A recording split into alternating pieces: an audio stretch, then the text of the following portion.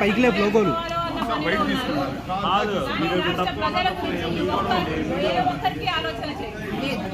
చంద్రబాబు గారికి లేదు, అటు జగన్మోహన్ రెడ్డి గారికి.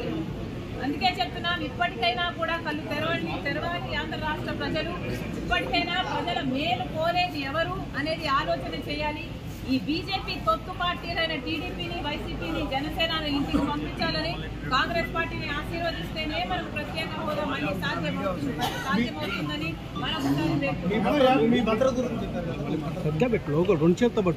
నేను ఆంధ్ర రాష్ట్ర కాంగ్రెస్ పార్టీకి అధ్యక్షురాలిని. ఈ రాష్ట్రంలో నాకు తిరగాల్సిన అవసరం ఉంటుంది. ఈ రాష్ట్రంలో తిరిగినప్పుడు నాకు భద్రత కల్పించాల్సిన అవసరము ప్రభుత్వానికి ఎంతైనా ఉంది. కానీ అవేవి పట్టనట్టు ఒక మహిళ అని కూడా చూడకుండా, అధ్యక్షురాలు అన్న ఇంగితం లేకుండా ఈరోజు మేము అడిగినా కూడా మాకు సెక్యూరిటీ కల్పించడం లేదు అంటే మరి మీకు ప్రజాస్వామ్యం గురించి చిత్తశుద్ధి ఉందా? ప్రజాస్వామ్యం ఇది అన్న ఆలోచన ఉందా, గుర్తుందా అని అడుగుతున్నాం.